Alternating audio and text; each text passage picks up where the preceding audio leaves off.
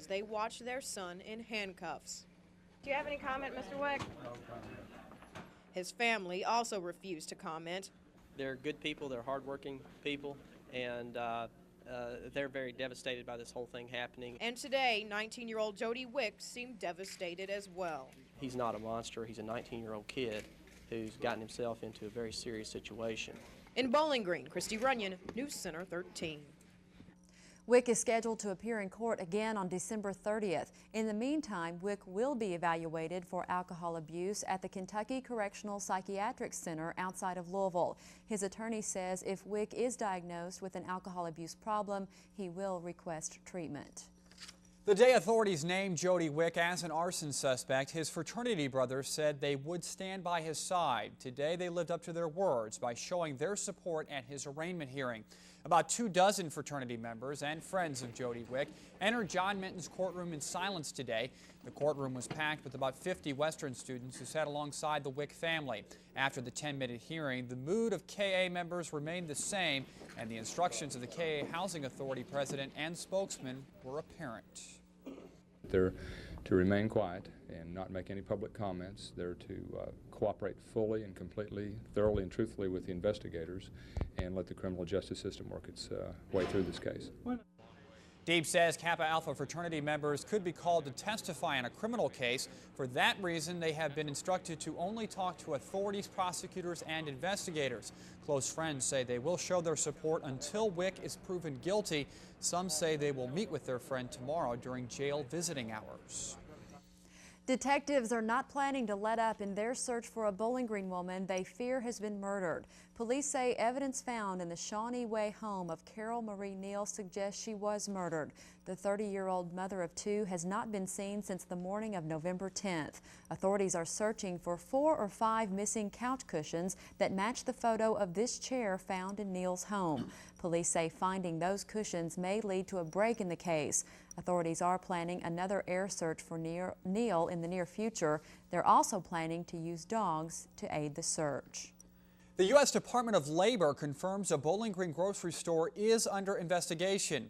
Wage and Hours spokesman Donald Outland told News Center 13 his office has been looking into a series of alleged violations.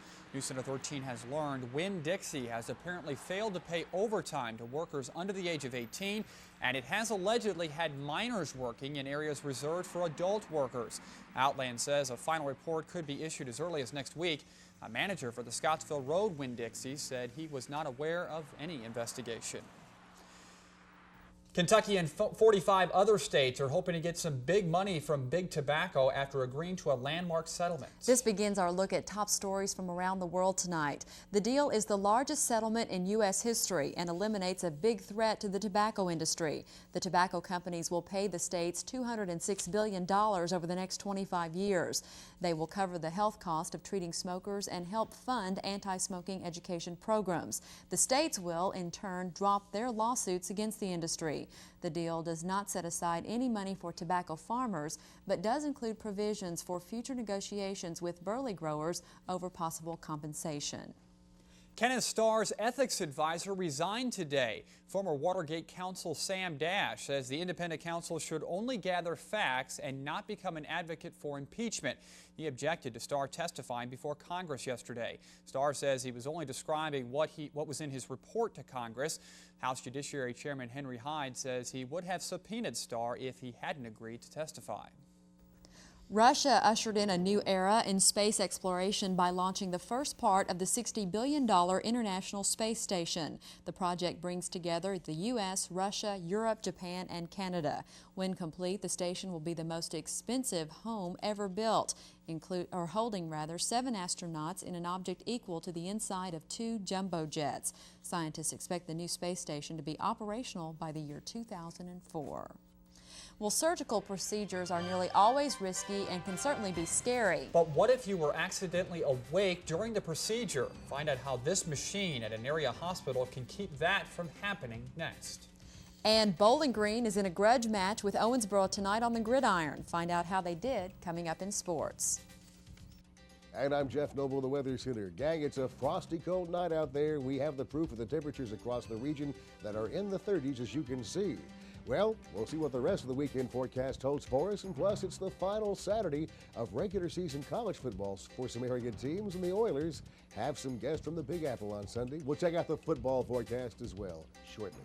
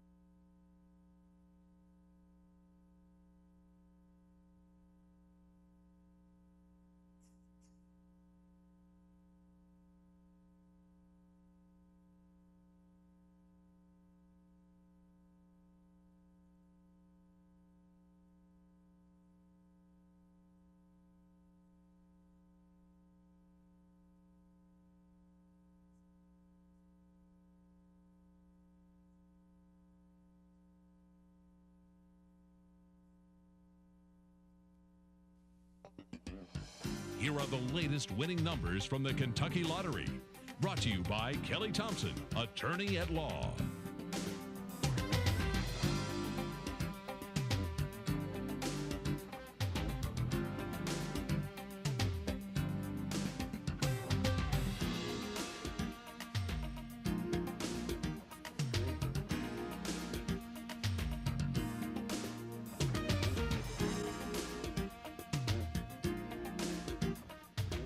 Welcome back. Imagine being in surgery, unable to move or speak, but very much awake and able to feel pain. Believe it or not, experts say this happens to between 40 and 150,000 people every year. But as Vince McVeigh reports tonight, a new device being used in Glasgow could prevent you from experiencing this nightmare. My mom, she had a surgery here once, and she wasn't completely knocked out, and she could feel part of her pain, but she couldn't say anything. And I wouldn't want to go through that anywhere. Experts say Leanne Pitcock's story isn't as uncommon as you think, but as doctors prepare her for surgery, they are taking extra precaution so that she stays unconscious through the operation.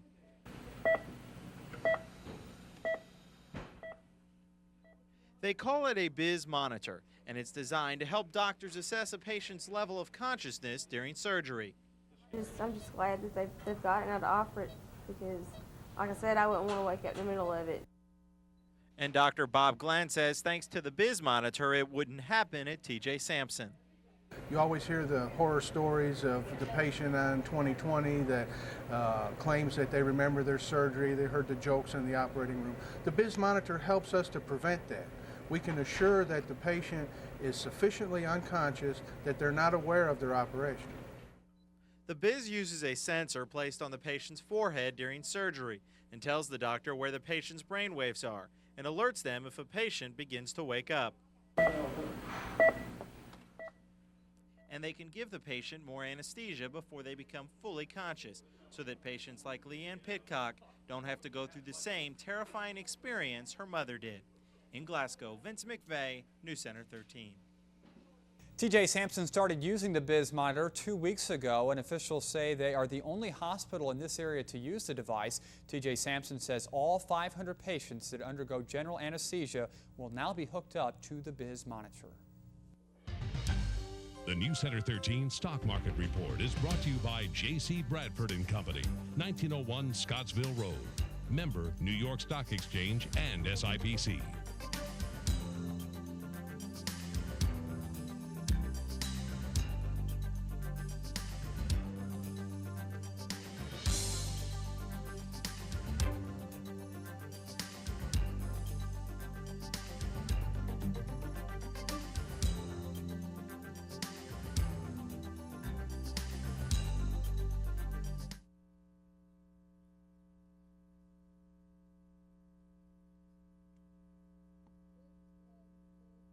Roly-poly fish, eggs, fish, eggs, fish, eggs. Eat 'em up.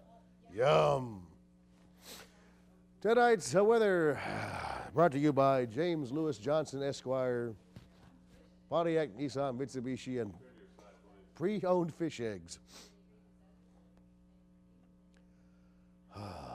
Thank you. Oh, boy. My nose feels like that woman on the H.H. Gregg commercial. Jorge. Thank you, Josh. I'm going to get out of the picture and roly-poly fish eggs. They had to hear a clue about Shamrock's why, got beat. like, Or more.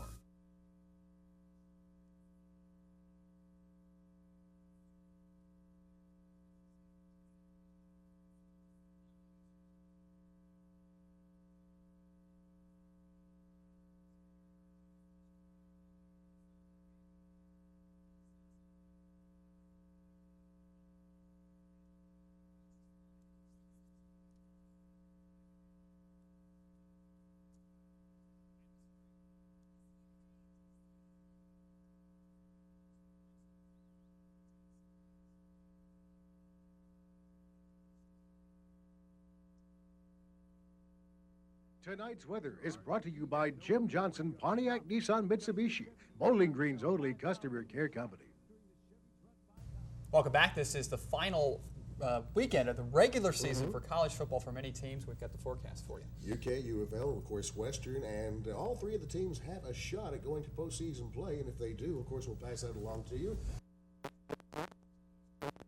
to contend with. But first of all, let's go to Cardinal Stadium in Louisville. And Army taking on U of L tomorrow at 1 o'clock our time, 2 Eastern, mostly sunny skies in the Derby City, and the temperature at game time 49 degrees. Big one in Knoxville tomorrow at Neyland Stadium. The Wildcats of UK taking on the Vols. Kickoff 2:30 our time, 3:30 in Knoxville. Should be mostly sunny and 50.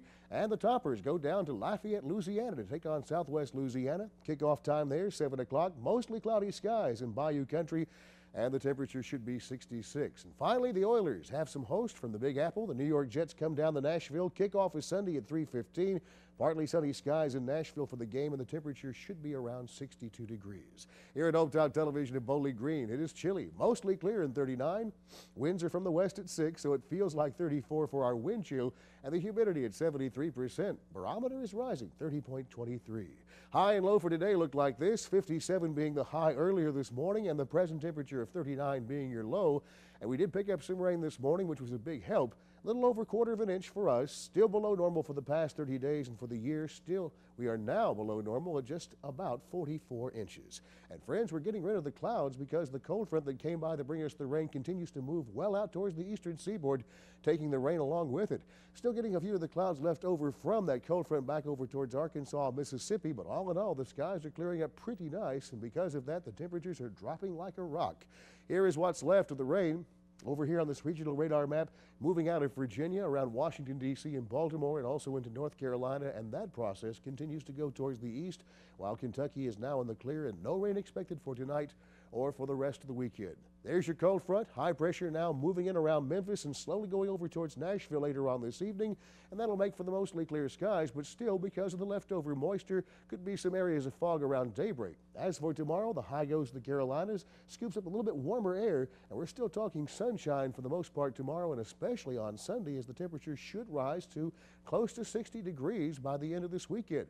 But for tonight, going to be cold. Overnight lows in the 20s for us, and tomorrow still kind of cool. We're expecting the highs to reach only around the 50s for most of Kentucky before we get a shot of warmer air coming in later this weekend and for most of next week. We'll see about that forecast after this.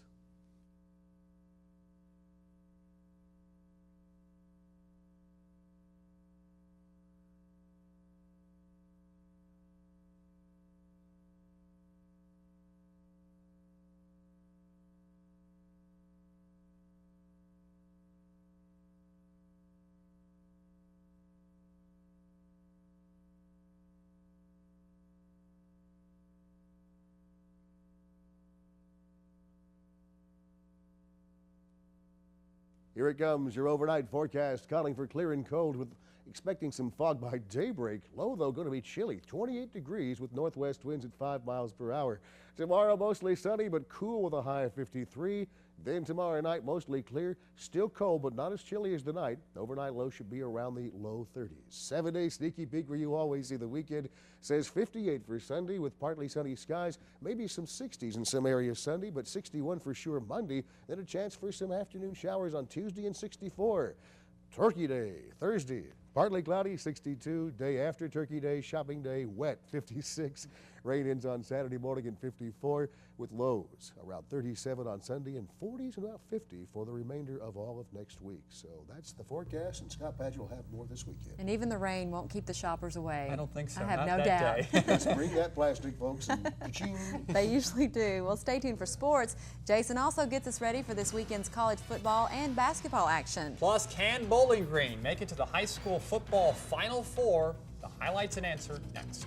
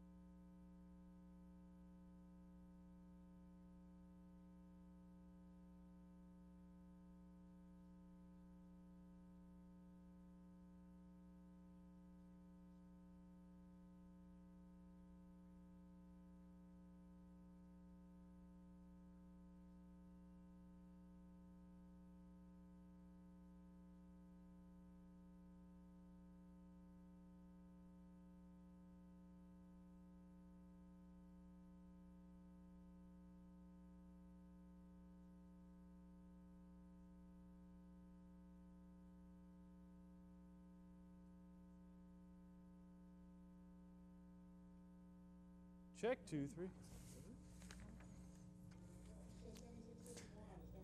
Yeah. And that's a final. Jason's here now with sports, and we called it a grudge match earlier. Was that right? Well, it did turn out that way, and really, more importantly for Bowling Green, this is the level they have not been able to break through, the region championship level. 2 years in a row they've lost in this game. Can they make it tonight? Well, it's week 3 of the high school football playoffs, and undefeated Bowling Green took on Owensboro tonight at L. Donaldson Stadium for the region championship and a berth in the 3A semifinals. It's the Purples and Red Devils, and Coach Wallace knows this is a big game for his team. Second quarter, fumble here. Shane Rhodes, the quarterback, is hit by Quentin Woods. Free Harrison picks up the free ball, and he's free. Free as the wind, free as the grass that grows. Oh, he's born free. Anyway, scores. Bowling Green up 7-0. Then Bo Burr, a big quarterback scramble here. 35 yards he goes down the field. That would set up this touchdown by Quentin Woods. Look at him just get it inside the pylon on the dive and in. 14-0 Bowling Green at the half, but the Red Devils would make it interesting.